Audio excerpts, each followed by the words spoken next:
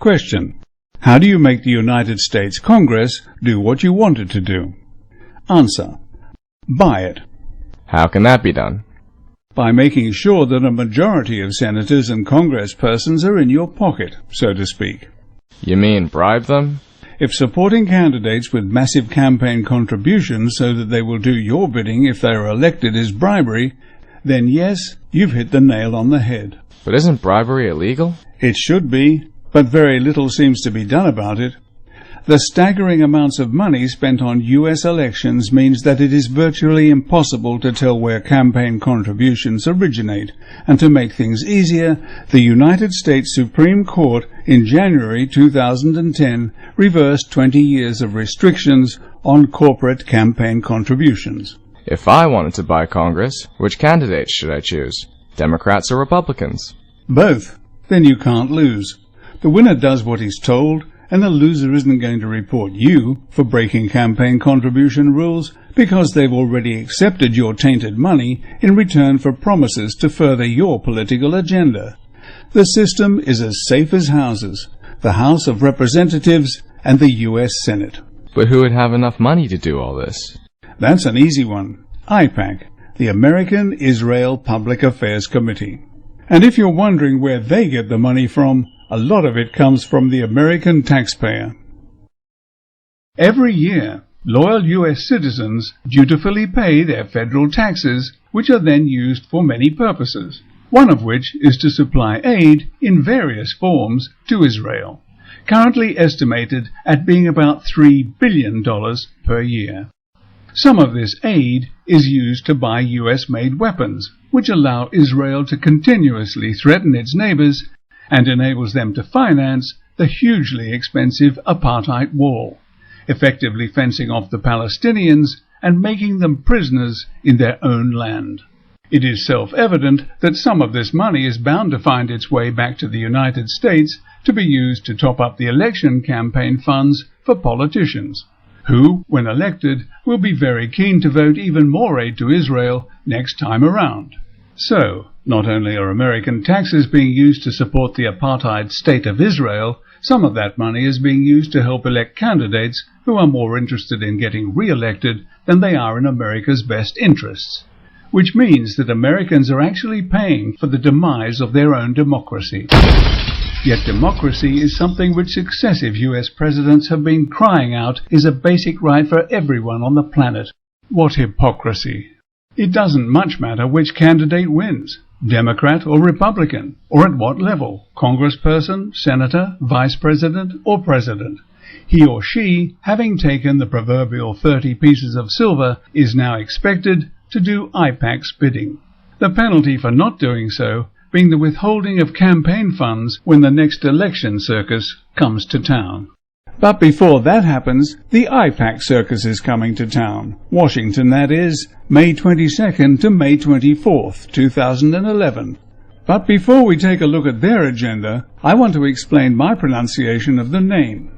In all of these words, the AI combination sounds different. Diamond, daily, pair. So we have a choice. I suspect that the organization prefers AIPAC to deflect attention away from the fact that it has little to do with A for America or Americans. So I prefer to call it AIPAC, because it is definitely I for Israel-centric, as we shall see.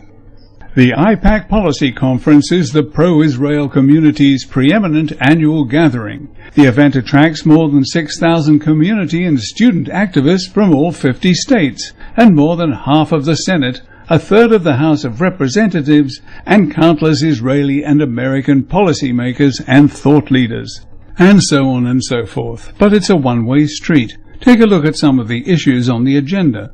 You won't find much that has to do with America or Americans.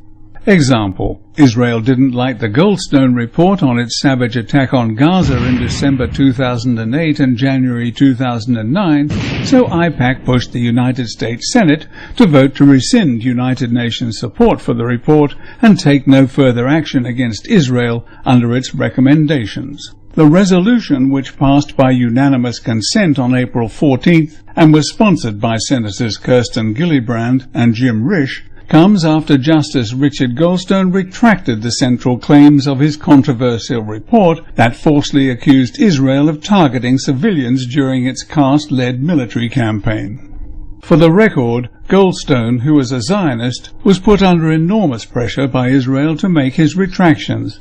But the Pandora's box of Israeli atrocities had already been opened. 4 people died here, all women, shot. Having bulldozed the place, the Israelis destroyed the village water tower. The only houses left standing were those the occupying troops had camped in, or positioned snipers in. In the house they'd occupied, Israeli soldiers left some writing on the wall. "Gaza, here we are," one read. "You can run, but you can't hide. Make war, not peace. Arabs need to die. If you can take it, there's worse to come." Zaytun, a few miles north, also flattened by Israeli bulldozers. But in this house, they'd herded 100 members of the Samuni clan. And then they shelled it, killing 49 of them. The mass funeral wake is in its final day. In September 2009, Judge Goldstone had this to say. The mission concluded that actions amounting to war crimes, and possibly in some respects crimes against humanity, were committed by the Israel Defense Force. But in his recent retraction, Goldstone now characterizes the killing of 29 members of the Samuni family as an accident. She's saying if it was an accident, why they could enter our home with 18 member in it and kill my husband, murder him in front of all of these kids. So why are these two trying to cover up Israel's appalling human rights record? And what's the going rate for that service rendered by this pair of Roman Catholic senators, one Democrat and one Republican? 30 pieces of silver for their campaign coffers? Or a bit more to take care of inflation? Or what about swimming pools for their back gardens? I wonder if they've seen what the IDF did with their battle tanks in some poor Palestinian's back garden, or rather the agricultural fields that their very livelihoods depend upon. Someone will flag this video as inappropriate if I show the bodies of some of the over 300 children killed, or some of the over 1,600 injured in that walled and fenced-in prison, but I can show you pictures of those responsible for their deaths and horrific injuries. There are many other Israel-centric issues on its 2011 agenda, but this attempt at covering up the Goldstone report says it all as to what AIPAC is really all about, trying to protect apartheid Israel from its ever-growing number of critics. It is unconscionable, and every decent American should rise up and shout, "Enough is enough." In this graphic, the orange represents the population of the United States, approximately 310 million citizens, while the P represents the membership of AIPAC, a mere 100,000 people, a pressure group whose clearly stated aims and ambitions put the interests of Israel above and beyond any other consideration.